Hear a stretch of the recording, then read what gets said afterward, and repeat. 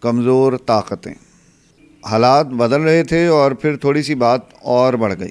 محلے میں ہر طرح کے لوگ رہتے تھے، زیادہ تر تو سو کالڈ اس وقت کے مڈل کلاس تھے، مگر کچھ وہ بھی تھے جن کی پریشانیاں اور آزمائشیں تو ہمیں نظر نہیں آتی تھیں، البتہ پیسے کی ریل پیل ضرور متوجہ کرتی تھی۔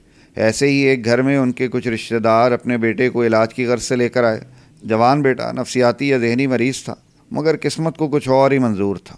مرد جمعے کی نماز پڑھنے کے لیے نکلے، وہ نوجوان گھر پر رکا اور اس نے خودکشی کر لی۔ نماز سے واپس آئے تو پتہ چلا کہ یہ ہوا ہے۔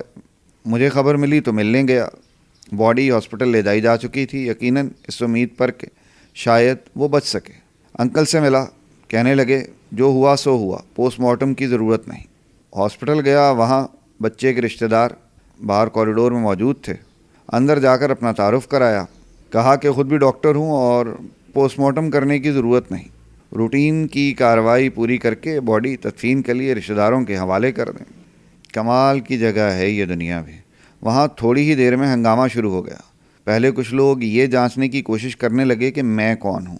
سمجھایا کہ میں امپورٹنٹ نہیں ہوں، مگر سیدھی بات سمجھنا سمجھانا بھی تو ایک کام ہے۔ ایک ایسے شہر میں جہاں جنگل کا بھی قانون نظر نہیں آ رہا تھا، وہاں ایک خودکشی کی ہوئی باڈی کا پوسٹ مارٹم بہت بڑا مسئلہ بن گیا۔ ہاسپٹل کے اس حصے میں تھوڑی دیر میں ہی باوردی افراد جمع ہونے لگے۔ میں کھڑا رہا۔ پھر پوسٹ مارٹم روم میں بلوایا گیا۔ وہاں ڈاکٹر اور سیکیورٹی کے کچھ باوردی افراد موجود تھے۔ ان کے افسر نے مجھے سمجھانا شروع کر دیا۔ سنا کر میں نے پھر اپنی بات دہرا دی کہ پوسٹ مارٹم کیے بغیر باڈی کو رشتہ داروں کے حوالے کر دیں۔ اس کے بعد میرے وہاں رکنے کا کوئی جواز تھا ہی نہیں۔ وہاں سے نکل کر باہر آیا اور ذرا دور سے خاموشی سے آبزرو کرنے لگا۔ کچھ بھی کرنے کی ضرورت اس لیے بھی نہیں تھی کہ وہ کہتے ہیں نا کہ جرم تو ابھی ہوا نہیں تھا، تو شور یا سزا کس بات کی۔ شکر ہے اس کی ضرورت بھی نہیں پڑی۔ انہوں نے تھوڑی دیر بعد کچھ کاغذات پر سگنیچرز کروانے کے بعد باڈی گھر والوں کے حوالے کر دی۔ اگلے روز ذرا دیر سے ہاسپٹل پہنچا۔ باہر ایک سینئر نرس سے ملاقات ہو گئی۔ اس نے کچھ عجیب سی باتیں شروع کر دیں۔ پھر اسے احساس ہوا کہ مجھے پتہ نہیں کہ وہ کیا کہہ رہا ہے۔ اس نے اخبار میرے سامنے رکھ دیا۔ مین پیج پر سرخی لگی ہوئی تھی اور میں اشتہاری بن چکا تھا۔ سسٹم کا کام کرنے کا اپنا طریقہ ہوتا ہے۔ باڈی تو دے دی، مگر بعد میں کیس بنا دیا کہ باڈی زبردستی لے کر گئے ہیں۔ سچ کہوں تو خبر حیران کن لگ رہی تھی۔ کیا لکھا ہوگا اور کیسے جسٹیفائی کیا ہوگا، آپ خود سوچیں۔ اتنی سیکیورٹی اور اتنے بڑے بڑے اداروں کے شہر میں ہوتے چند لوگ خالی ہاتھ۔ میں نے اخبار واپس کیا اور انکل کے پاس گھر چلا گیا۔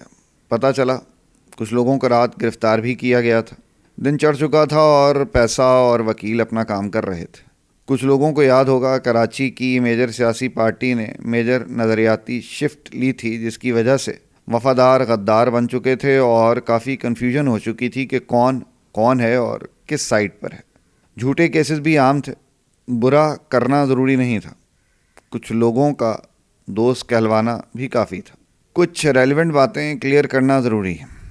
خودکشی پر بات کچھ دن بعد الگ سے کریں گے۔ فی الحال کچھ اور ٹاپکس کو دیکھتے ہیں۔ اکیلے کیوں ڈیل کیا اور کسی کو بلایا کیوں نہیں؟ ایک تو یہ کہ انکل خود بھی کافی بڑی شخصیت تھے اور ان کے گھر سے لوگ وہاں موجود تھے، بلکہ میرا اپنا خیال یہ ہے کہ یہ جھوٹا کیس بھی ان کی حیثیت کی وجہ سے ہی، باقی آپ خود سمجھدار ہیں۔ دوسرے، دراصل جب ایک بار اونچی بولنے والے اور ہاتھ پاؤں چلانے والے انٹری دے دیتے ہیں تو گیم پہ ریورسبل نہیں رہتی۔ یہ لوگ بات کرنے کے روادار نہیں ہوتے، اس لیے کچھ لوگوں کو صرف اس وقت گیم میں انٹر کروانا چاہیے جب نیکسٹ سٹیپ پر جانا لازم قرار پائے۔ دوسری بات، اتھارٹی سے ڈیل کرنے کا طریقہ۔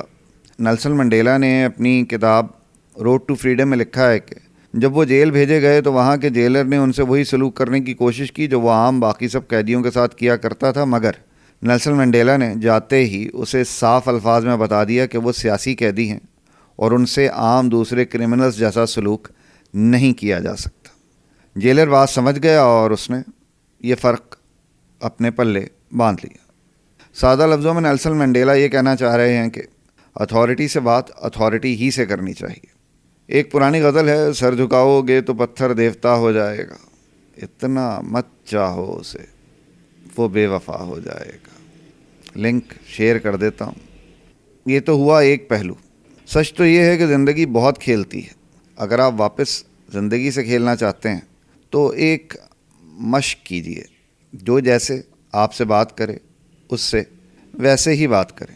جو پیار سے بات کرے اس سے پیار سے, اور جو اونچی آواز سے اس سے اونچی آواز سے. جو لہجہ نرم رکھے آپ بھی نرم رکھیے, اور جو سخت کرے تو آپ بھی, یعنی سامنے والے کا آئینہ بن جائیے. اپنے آپ کو بھول جائیے, مزہ آئے گا. ہاں شروع میں مشکل ہوگی, عجیب لگے گا, مگر پھر اپنی پرسنالٹی کی بہت سی گھریں بھی کھل جائیں گی.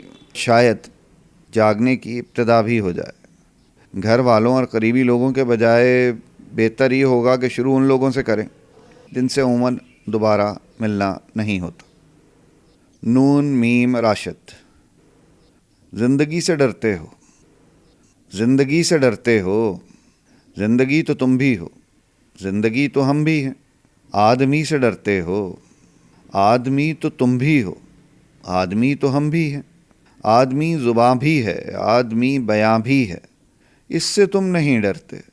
حرف و معانی کے رشتہ آہن سے آدمی ہے وابستہ, آدمی کے دامن سے زندگی ہے وابستہ, اس سے تم نہیں ڈرتے.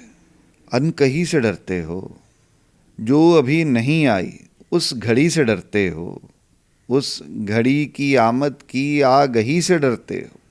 پہلے بھی تو گزرے ہیں دور نارسائی کے, بے ریا خدائی کے, پھر بھی یہ سمجھتے ہو. ہیچ آرزو مندی, یہ شب زباں بندی, ہے رہے خدا بندی. تم مگر کیا جانو, لب اگر نہیں ہلتے ہاتھ جاگ اٹھتے ہیں, ہاتھ جاگ اٹھتے ہیں راہ کا نشاں بن کر, نور کی زباں بن کر. ہاتھ بول اٹھتے ہیں صبح کی اذاں بن کر. روشنی سے ڈرتے ہو, روشنی تو تم بھی ہو, روشنی تو ہم بھی ہیں, روشنی سے ڈرتے ہو. شہر کی فصیلوں پر دیو کا جو سایہ تھا پاک ہو گیا آخر, رات کا لبادہ بھی چاک ہو گیا آخر, خاک ہو گیا آخر. ازدہام انسان سے فرد کی نوا آئی, ذات کی صدا آئی. راہ شوق میں جیسے راہ روح کا خون لپکے, ایک نیا جنوں لپکے. آدمی چھلک اٹھے, آدمی ہنسے دیکھو, شہر پھر بسے دیکھو. تم ابھی سے ڈرتے ہو, ہاں ابھی تو تم بھی ہو, ہاں ابھی تو ہم بھی ہیں. تم ابھی سے ڈرتے ہو,